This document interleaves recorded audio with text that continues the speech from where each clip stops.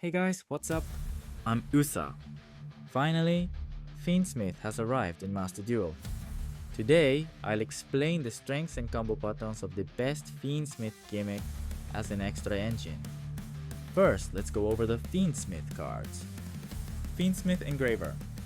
Effect 1. Adds a Fiendsmith spell trap from your deck to your hand. Effect 2. Once per turn, under certain conditions, it can send an opponent's monster to the GY, providing removal. Effect 3. It can revive itself by returning a light fiend monster from the GY to the deck as cost. All three effects are incredibly useful, allowing it to search, remove threats, and extend plays, making it a very versatile card. Fiendsmith's Requiem. This is a Link 1 monster that can be summoned using a light fiend monster as material. Since this archetype includes self-reviving effects, it has a restriction allowing it to be special summoned only once per turn. Effect 1. During either player's main phase, you can tribute this card to special summon a Fiendsmith monster from your hand or deck. Effect 2. In the GY, it can equip itself as an equip spell to a non-link Fiendsmith monster. Since Effect 1 is a quick effect, it's an incredibly strong card with no weak points. Fiendsmith's Sequence. This Link monster requires two monsters, including at least one Light Fiend. The flexibility of its material requirement is a major advantage, as the other monster can even be a token. Effect 1. During your main phase, it can fusion summon a Fiend fusion monster by returning materials from your GY to the deck. Effect 2. Just like Fiendsmith's Requiem, it can equip itself as an equip spell to a non-link Fiendsmith monster from the GY. While equipped, it grants targeting protection. Fiendsmith's Lacrima. A fusion monster that requires two Light Fiend monsters as materials. You don't need a polymerization card, as it is primarily summoned through Fiendsmith's Sequence. Effect 1. When fusion summoned, you can target a Light Fiend monster in your GY or banished zone and either add it to your hand or special summon it. Effect 2. As long as this card is on the field, all opponent's monsters lose 680k. Effect 3. If sent to the GY, it returns a Light Fiend monster from the GY to the deck and inflicts 1200 damage to the opponent. Effect 3 helps recover resources while also dealing 1200 burn damage. When this card is fusion summoned using Fiendsmith Sequence, it can revive Fiendsmith Engraver, leading to a rank 6 XYZ or Link 4 play. Fiendsmith's Desiree. Effect 1. During either turn, it can negate a number of face-up cards on the field equal to the link markers of the equipped link monster until the end phase. Effect 2. If sent to the GY, it returns another Light Fiend monster to the deck and sends an opponent's card to the GY as a parting effect. Currently, this is the ace monster of Fiendsmith. If equipped with Fiendsmith's Sequence, it gains targeting protection and can negate up to 2 face-up cards every turn, making it incredibly strong. Fiendsmith's Tract. Effect 1. Searches a Light Fiend monster and sends it to the GY. The best synergy is with Fabled Lurie, as it can immediately be special summoned upon being sent to the GY, making it an excellent enabler. Even if Fiendsmith's Sequence gets negated by a hand trap, you can still special summon Fiendsmith Engraver and use a Light Fiend in hand as fusion material to extend your plays.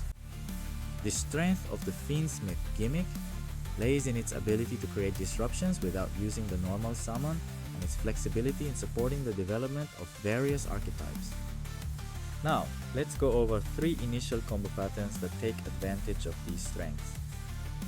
The goal is to establish a board with Fiendsmith's Sequence, Fiendsmith's Lacrima, and Fiendsmith Engraver. Beyond that, you can adjust your setup based on your hand, focusing on either disruption or further extending plays. Combo 1. 1-card Fiendsmith play. Discard Fiendsmith from hand to search Tract.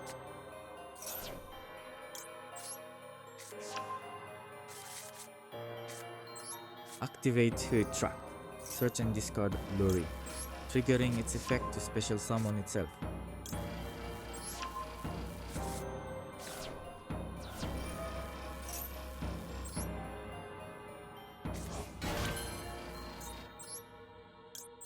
Link summon Requiem using Lurie.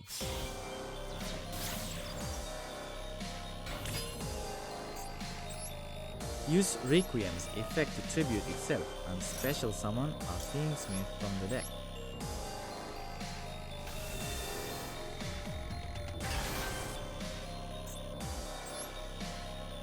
Use Fiendsmith's GY effect to shuffle Requiem back into the deck and revive itself. Link summon sequence using 2 Fiendsmith monsters.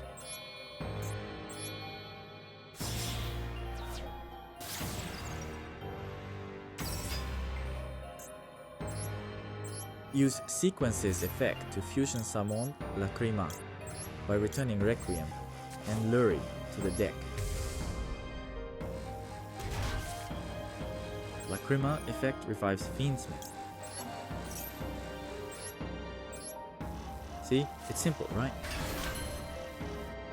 You now have a Link 2, a level 6 and another level 6 on the board, all without using your normal summon. From there, you can summon Beatrice to access your initial plays or summon Caesar Apollosa to set up some disruptions.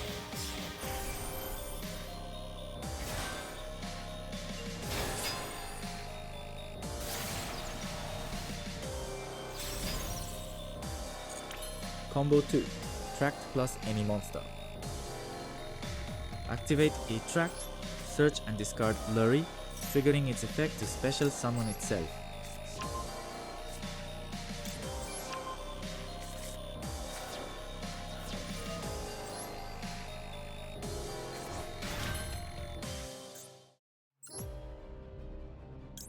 Link summon Requiem using Lurie.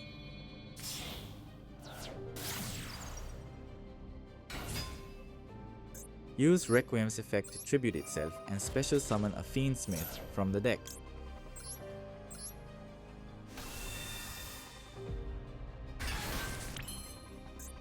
Link summon sequence using Fiendsmith and the other monster.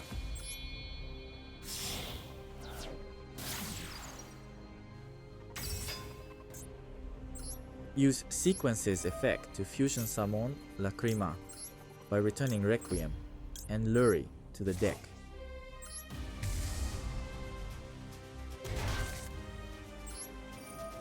Lacrima's effect revives Fiendsmith.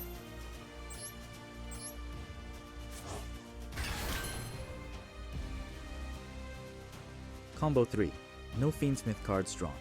Moon of the Closed Heaven starts.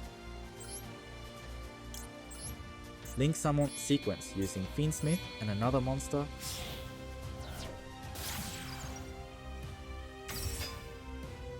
Link summon Moon of the Closed Heaven using any 2 monsters.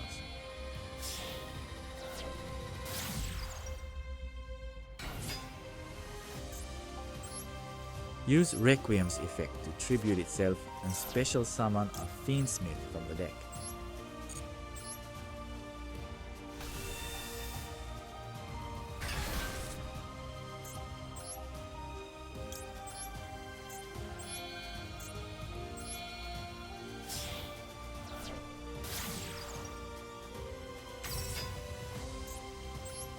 Use Sequence's effect to fusion summon Lacrima by returning Requiem and Moon of the Closed Heaven to the deck.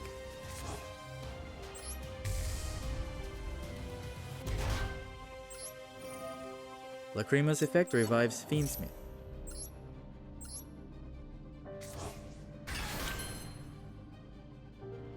That wraps up today's explanation of the Fiendsmith engine strengths. There are no restrictions on its development, and I think it's a very strong gimmick that can work in any deck. It's a simple yet incredibly powerful strategy, so I hope you give it a try. Thank you for watching until the end. If you enjoyed this video, please consider subscribing to the channel and giving it a like. ありがとう、また来てね。